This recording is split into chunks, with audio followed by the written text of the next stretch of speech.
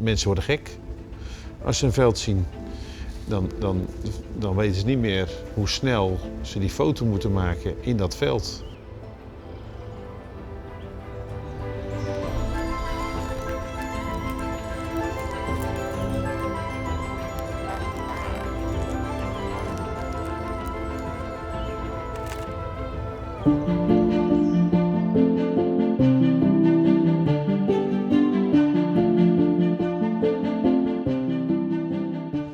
De tulp. Is er één bloem te bedenken die Hollandser is dan de tulp?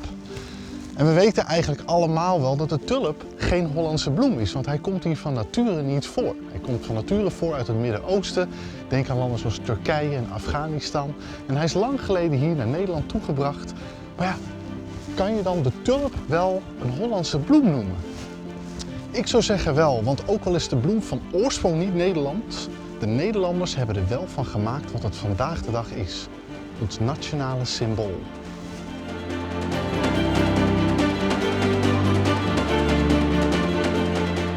Het is toch heel bijzonder om hier tussendoor te lopen, zo oer-Nederlands. We hebben het even gevraagd door aan de bollenboer, want deze bollen zijn kostbaar en ze willen natuurlijk niet dat we ze plat stampen, maar we lopen netjes op het pad. Maar bollen zijn iets wat een mooi verhaal heeft, meer dan alleen maar het zakje bolletjes wat je in de herfst koopt en dan even in de tuin zet. Er zit een heel verhaal achter. Vanuit de hele wereld komen mensen naar Nederland toe om dit spektakel te zien. Dat kan maar een paar weken per jaar, maar het verhaal van de bol is natuurlijk veel langer. En om daar een goed beeld van te krijgen, volgen we de teelt van de tulp door de seizoenen heen.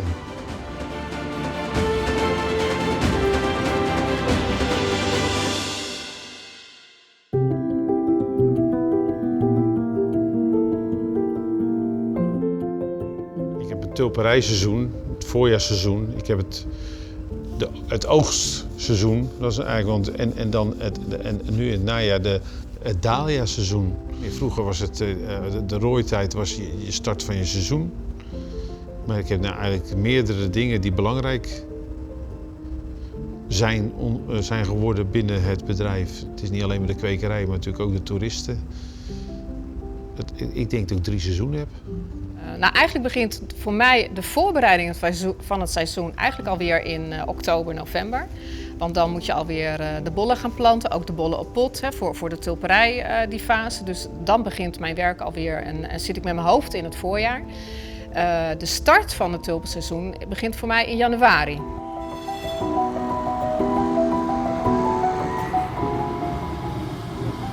Op de Dam in Amsterdam. Ja, dat is het startschot van het tulpenseizoen. Vanaf dan kunnen de mensen weer tulpen kopen voor in huis op de vaas.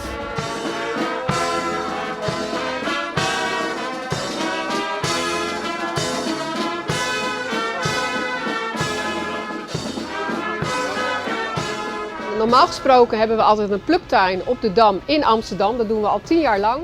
Maar goed, dat kan helaas niet doorgaan vanwege de corona.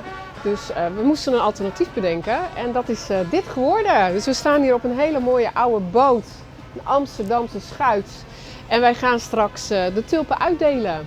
Share happiness. Er zitten 2 bossen tulpen in. En het is de bedoeling dat je er eentje zelf mag houden en de ander geef je weg aan iemand die je heel dierbaar is. Of van wie je denkt, die kan het wel gebruiken.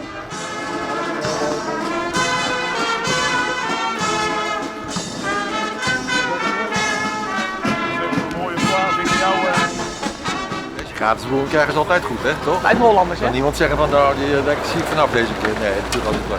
En een bloem krijgen is natuurlijk ook best wel leuk. Mooier dan krijgen van bloemen. Nou, het is eigenlijk helemaal nooit een droom van me geweest om te doen wat ik nu doe. Eigenlijk wel heel apart. Kom ik natuurlijk uit Drenthe, dus ik ben er helemaal niet mee grootgebracht. En vervolgens kwam ik hier wonen, toen heb ik gezegd, ik ga nooit met een bollenboer trouwen. En ik blijf hier ook nooit van mijn leven wonen, want ik vond het hier helemaal niks. Maar uiteindelijk ben ik met een bollenboer getrouwd en woon ik hier nog steeds en zou ik nu niet meer anders willen. Ik zeg wel eens van mezelf, ik ben nooit een echte bollenkweker geweest. Ik ben collega's tegengekomen die veel gepassioneerder zijn met het bollenvak. Dat heb ik veel minder. Maar ik merk wel aan mezelf dat ik het heel leuk vind om mensen rond te leiden. Daar krijg ik dus wel een kick van. Maar ik merk aan mezelf dat ik op mijn top ben als het hier druk is. Dan komt het beste in me naar boven. volgend jaar bestaan we 10 jaar. Ja, toen zijn we er eigenlijk een beetje ingerold om de tulp te gaan promoten. Eigenlijk door een vriend van de buurman weer. Die wilde een wijnproeverij organiseren. En dat was zo'n succes, die wijnproeverij. Toen belde die man die dat georganiseerd had, die belde 2 weken later op van joh, de mensen zijn zo enthousiast, daar moet je wat meer mee gaan doen. En toen zijn we daarover na gaan denken en toen zijn we in 2013 gestart met de tulperij, het ontvangen van toeristen. Ja, en op een gegeven moment is daar echt een hele mooie excursie door ontstaan. Door het verhaal van de tulp te gaan vertellen en de mensen mee te nemen, te laten beleven op je bedrijf. Dus ook binnen bekijken, buiten bekijken, het product laten zien, bollen uitgraven, laten zien wat er gebeurt met die bol die in de grond zit. En we hebben toen ervaren dat mensen dat zo ontzettend leuk vinden.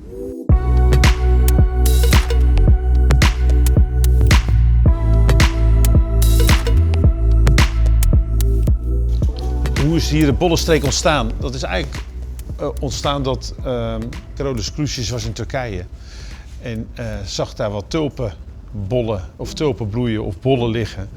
En die dacht, weet je wat, ik neem een paar bollen voor mijn vriend Herman Boerhaven mee. Want dat is een medicijnman en misschien zit er wel een medicijn in die bol. Maar goed, ze vonden daar geen medicijn in. Ja, en toen hebben ze die bollen weggegeven of hier in de buurt gegeven aan iemand. En die is wel gaan telen, op gaan planten en die heeft dat vermeerderd. En zo is de Bollenstreek ontstaan eigenlijk 450 jaar geleden. Het geheim van de Bollenstreek, dat zit hem in de grond. Zoals je ziet, het is heel zanderig en dat zand dat komt van de duinen hierachter. Zand zorgt ervoor dat water goed doorloopt, want bollen hebben echt een hekel aan natte voeten. En ook is zand perfect om bollen uit te oogsten, want bollen oogsten uit kleigrond is heel erg lastig, want die blijven plakken aan de bollen. Maar zand alleen is niet genoeg, want waarom zie je bijvoorbeeld geen bollenvelden op de Veluwe of in Drenthe? Nou, dat heeft te maken met de Rijn. De Rijn heeft namelijk kleideeltjes meegenomen vanuit de Alpen en die kleideeltjes die zijn hier vermengd met het zand en dan krijg je zogenaamde geestgrond. En geestgronden zijn perfect, vooral als er een beetje kalk in de grond zit, en dat zie je weer in de vorm van schelpjes, om bollen te kweken. Er zijn maar een paar plekken in Nederland waar je dit soort grond hebt. Dat is bijvoorbeeld in de kop van Noord-Holland en Flevoland en hier in de Bollenstreek in Zuid-Holland. En dat is dus waarom je hier de bollenvelden ziet en ergens anders in Nederland absoluut niet.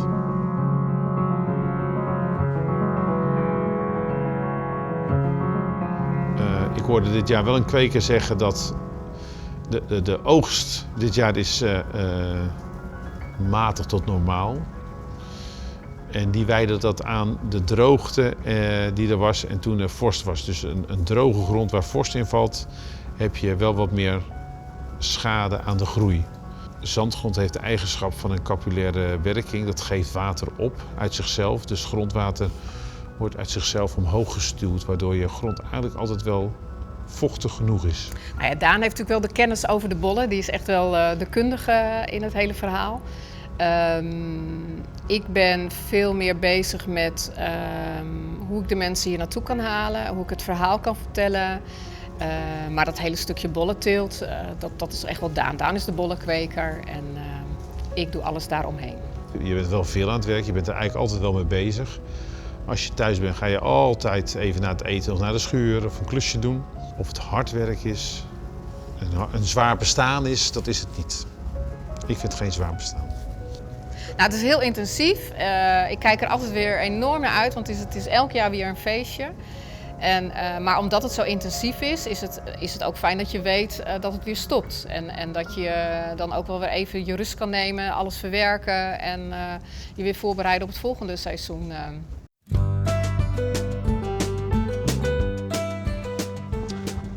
Kijk, dit is altijd leuk. Een van de meest gefotografeerde dingen in een bollenveld. Het afwijkende exemplaar. Een gele tulp tussen de rode. Dare to be different, etcetera, etcetera. Maar weet je wat grappig is? Dikke kans dat deze gele tulp dezelfde is als de rode. Want ja, tulpen kunnen muteren. En soms zie je ook wel eens een exemplaar staan die bijvoorbeeld half geel, half rood is. Maar wat eigenlijk aannemelijker is dat bij het bollen sorteren er per ongeluk een paar verkeerde tulpenbollen tussen zijn gekomen. Want ik zie er meerdere staan. Wat in ieder geval wel zo is dat de tulpenboer wil dat die gele eruit gaan. Want als hij de tulpen oogst, ja, dan wil hij niet dat die gele ertussen zitten. Want als u zometeen in de herfst een zakje tulpenbollen koopt en het zijn rode tulpen, ja, dan wordt u natuurlijk niet blij van die ene gele tulp. Maar het kan ook anders. Ik zie, even kijken hoor, hier een gestreepte tulp. Ja, en dat is een ander verhaal. Ik krijg natuurlijk heel veel toeristen op mijn bedrijf. En ik had hier achter mijn schuur een geel tulpenveld. En daar stond toevallig een rode tulp in. Die rode tulp teel ik ook, dus die is tijdens het verwerken in de zomer in de schuur in de partij terechtgekomen. Ik heb het er niet uitgehaald, want alle toeristen gingen een foto maken van die ene rode tulp in dat gele veld. Ze vonden het prachtig. Toen die uitgebloeid was, heb ik hem natuurlijk wel uitgehaald. Want als ik hem niet uithaalde, heb ik volgend jaar 3 rode tulpen in die gele. Ja, en op een gegeven moment wordt dat te veel. Dat moet natuurlijk niet. Maar het klopt dat ze altijd... Dat vinden ze prachtig. In de tijd van de tulpenmanie waren tulpen met strepen ontzettend populair. Maar wat men in die tijd niet wist, is dat die tulpen eigenlijk ziek waren. Ze hadden een virus. Vandaag de dag weten we dat. En ook al hebben we wel tulpen met strepen, maar die hebben geen virus. Maar het gebeurt nog wel eens dat een tulp die geen strepen hoort te hebben, toch strepen krijgt. En dat betekent dat hij een virus heeft. En wat je dan moet doen, is zorgen dat je die exemplaren eruit haalt. Want ja, je wil natuurlijk niet dat je deze bol verkoopt. Of nog erger, dat hij de andere tulpen aansteekt. Je ziet heel veel velden onder water staan, dat zie je ook steeds meer. Ja, het is een oplossing van een probleem die je als kweker zou kunnen hebben. Je kan te veel opslag in je land hebben. En daar bedoel ik mee bollen die achtergebleven zijn in het land, die niet meegegaan zijn met de rooimachine. Zet het land onder het water en die bollen verrotten en je bent je bollenopslag kwijt. De tweede reden kan zijn dat je last hebt van distels. En de derde reden is als je last hebt van aaltjes, stengelaaltje bijvoorbeeld, of destructoraaltje. Dat zijn hele kleine wormpjes die je met het blote oog niet kan zien, maar wel onder de microscoop. Als je dat in je land hebt, heb je het eigenlijk, dat is het grootste probleem als je dat hebt. Als je dat hebt, dan zijn je bollen aangetast, worden ze afgekeurd, kan je ze niet meer verkopen. Maar het land is natuurlijk ook besmet met die aaltjes.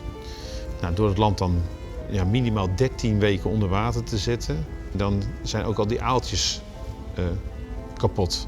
Alles wordt bij mij, tenminste bij mij, maar voor mij bij de meeste kwekers gaat alles over de band. Alles wordt gecheckt. Maar hoe meer je aan een bol behandelt, hoe meer stress, hoe meer beschadigingen, hoe meer invalshoeken een bol kan hebben.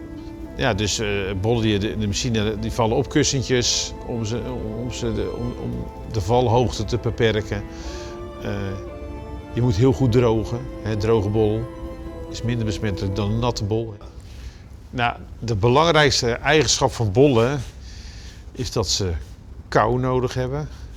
Zonder kou gaan ze niet bloeien. Dat is een soort genetische eigenschap van de bol. Dus je gaat ze voor de winter planten.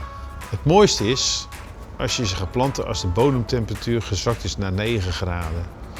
Dan is de kans van besmettingen, van ziektes is dan nihil. Dus ik plant mijn laatste bollen in begin december nog.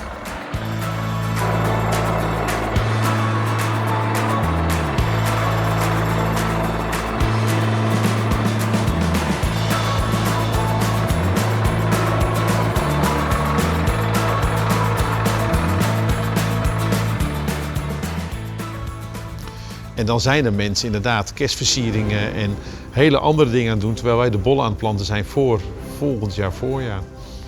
Dan is het koud, dan groeit er geen gras meer of onkruid of dan staat de natuur stil. Dus als het dan een keer gaat waaien of stormen en het zou niet regenen, dan wordt hier één grote Sahara-storm in de streek. Door er stro op te steken, en je steekt dat stro vast in de grond, gaat het niet meer stuiven. En de andere eigenschap is natuurlijk ook dat dat stro ook een soort dekentje is, een soort bescherming is voor de bol tegen de ergste vorst.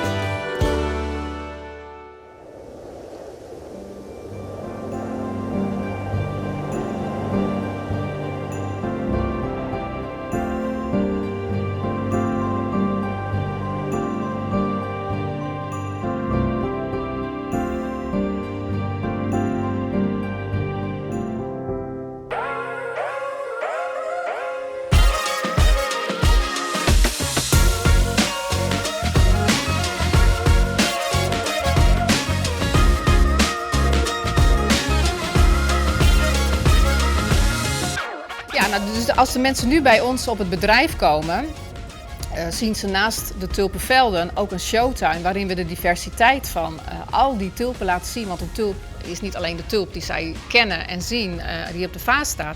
Maar er is zo'n groot assortiment, er zijn zoveel soorten tulpen. Ja, en dat zien ze in de showtuin. Een tulpengekte, ja, dat wordt wel steeds erger. Dus die toeristen die hier uit verre oorden komen, uit India, Australië, Amerika, die willen eigenlijk maar één ding, tulpen zien. De mooiste foto's zie je natuurlijk op Facebook en Instagram. Ja, dat wil men tegenwoordig ook. Mensen worden gek als ze een veld zien. Dan weten ze niet meer hoe snel ze die foto moeten maken in dat veld. En dat is een probleem.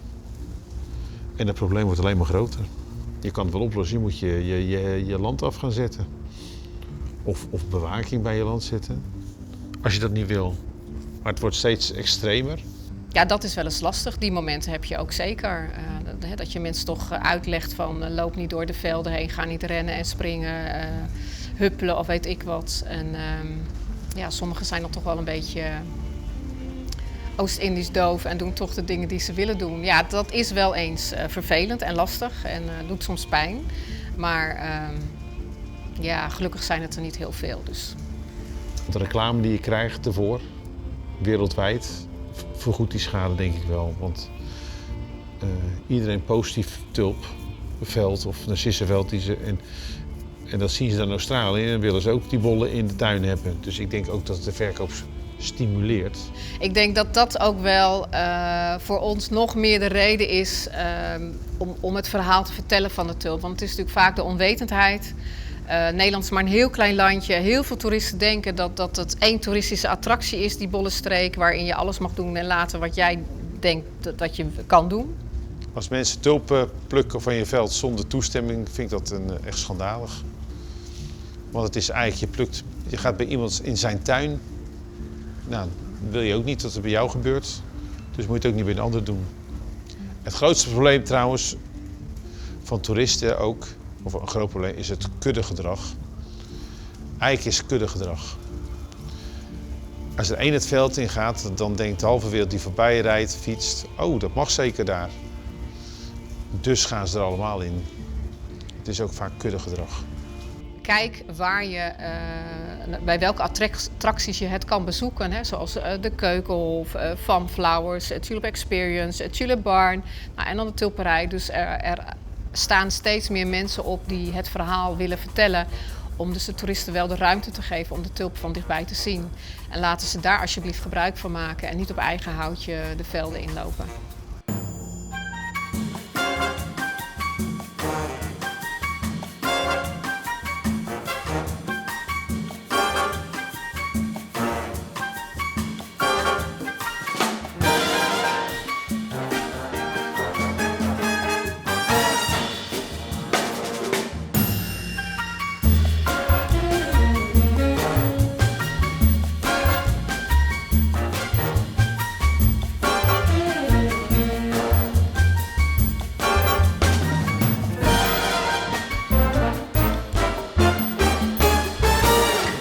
Ik zit hier tussen twee stroken met tulpen, een prachtige rode tulp genaamd Parade.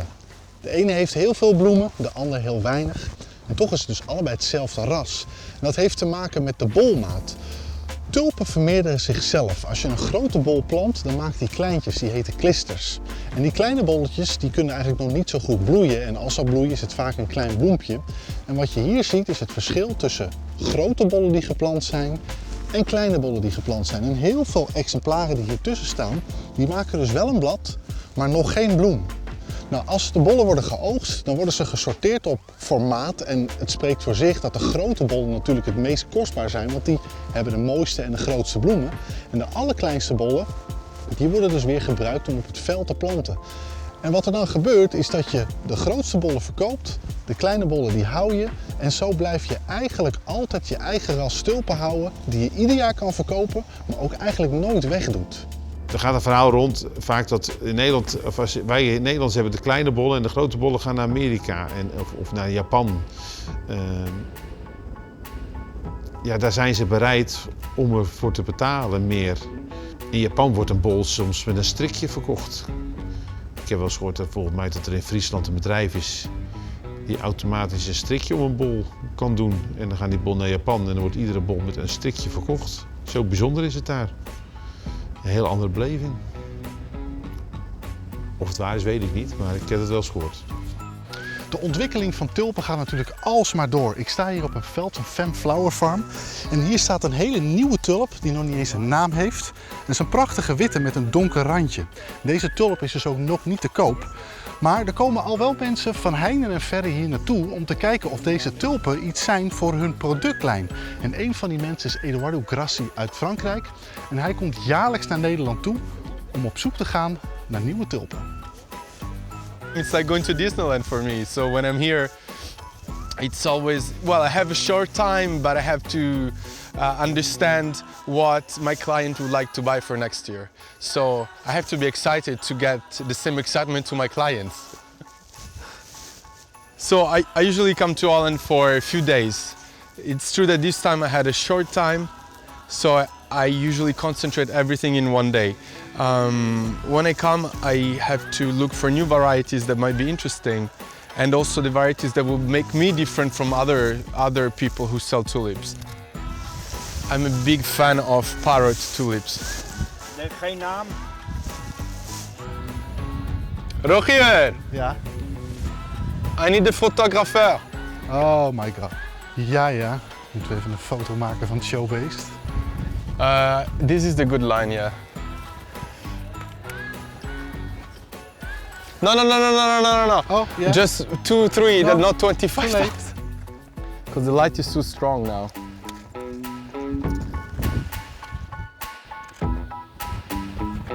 What was your limit for amount of photos? This is the moment where you say that it's all wrong and it has to be done over again. So, for you. God, thank you very much. Very short, but yeah. No one will know. Nobody's gonna know. The shirt is fine. I look like a preppy, but he's no, right. it looks very farmy, He which looks, is okay. No, it looks good here. You see, when it's open. I like this picture. This Where you one look is- like a girl doing a shampoo commercial. Oh my god, it's stupid. Herbal Don't tell essences. us. All this drama has to go on YouTube too. The real face of Rogier van Vogt. Maar na verloop van tijd is de show over en er worden de tulpen gekopt.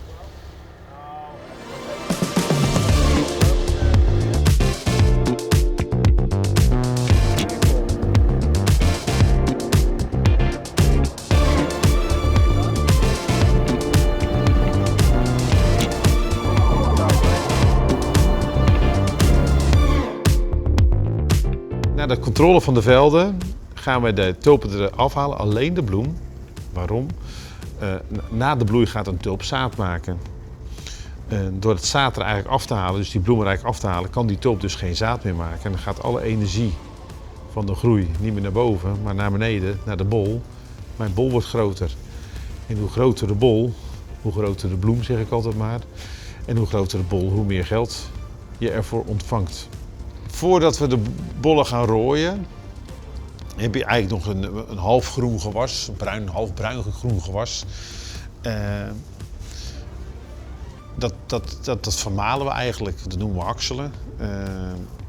Tot kleine stukjes, dat het klein materiaal is, zodat het eerder in de grond wordt opgenomen, verteerd. Hakselen we het product om daarna met de rooimachine eroverheen te gaan. Hakselen, ja. Dan is het op een gegeven moment juni en dan zie je dat het gewas achteruit gaat, het tulpengewas. Je gaat even graven in de grond, je gaat een bolletje eruit halen. En aan die bol kan je ook vaak zien wanneer de tijd rijp is om te gaan rooien. Een bol is in principe wit in de grond, spierwit. En op het moment dat die gele vlekjes gaat geven, dan weet je, hé, nu komt de tijd, nu wordt de tijd rijp dat je die bollen uit de grond mag halen of kan halen.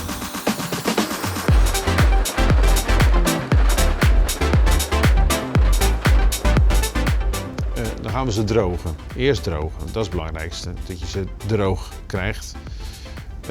Zo snel mogelijk. Niet te snel, maar wel zo snel mogelijk. Want hoe natter je bol blijft, hoe meer kans op ziektes. Nou, nadat we die bollen gedroogd hebben, gaan we ze eerst een keer schudden. Daar haal je al de eerste kleintjes uit. En de grote die vang je apart op in een kist. En die grote, dat zijn de bollen die je wil gaan verkopen. Nou, die bollen die moeten dan gepeld worden. Ik ben nog klein, dus ik kan nog genoeg handjes vinden hier in de streek die bij mij bollen komen pellen. En die maken die bol schoon. En eigenlijk wat ze doen is, ze halen de oude bol van de nieuwe bol af. En die oude bol, dat is dan een velletje, daar is niks meer van over. En een kleintje halen ze eraf. Maar die grote en die kleintjes zitten bij elkaar in een kist. Ja, je wil natuurlijk dat ook nog scheiden. Dus dan gaan ze over een sorteermachine heen. Die heeft verschillende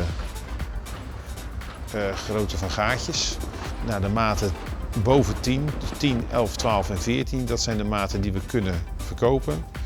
En de maten onder 10, dus de 9, 8, 7, 6 en onder 6, dat zijn de maten die we voornamelijk planten.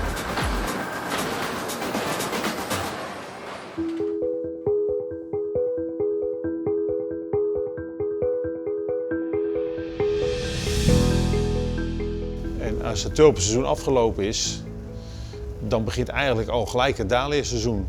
Het planten van de dahlia's. Dat is direct na de bloei van de tulpen. Dan lijkt het voor de buitenwereld het tulpenseizoen voorbij. Maar ja, dan gaan wij natuurlijk aan het nieuwe seizoen al werken. Net zoals met het tulpenseizoen beginnen wij natuurlijk al een half jaar van tevoren. En met de dahlia's beginnen we 3 maanden van tevoren met planten voordat ze bloeien. In de zomer hebben we natuurlijk meer last van onkruiden. Dus dan ga ik vaak 's avonds even schoffelen. En als ik eraan begin denk, maar dan begin ik om 8 uur, dan meestal is het 9:15 en moet ik eigenlijk naar binnen omdat het donker wordt. Dan ben je zo heerlijk bezig, ontspannen in het... Je bent iets aan het doen waar je niet bij na hoeft te denken. Dat is zo fijn af en toe.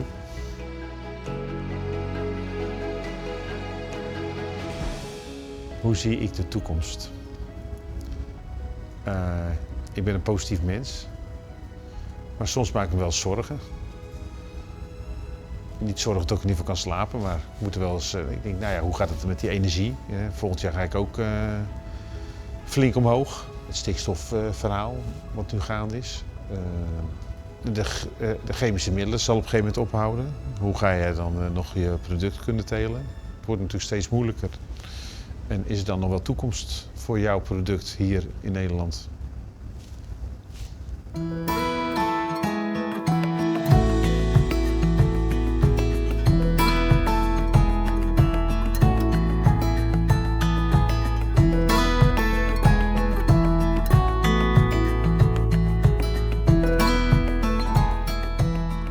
We zijn ongeveer 8 jaar geleden begonnen met agrotourisme om het verhaal te vertellen over de tulp, van bol tot bloem. En wij wilden dat ook wel heel graag doen voor de dahlia-kwekers, om ook dus de mensen het verhaal te vertellen achter de dahlia.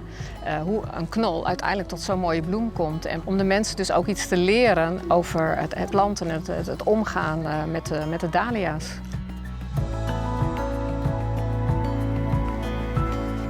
Nou, hier zien we al een beetje een cactusdahlia. Ik praat eigenlijk wel in de vrouwelijke vorm altijd als ik het over de dahlia's heb. Omdat ze zo wonderschoon is. De anemoondahlia.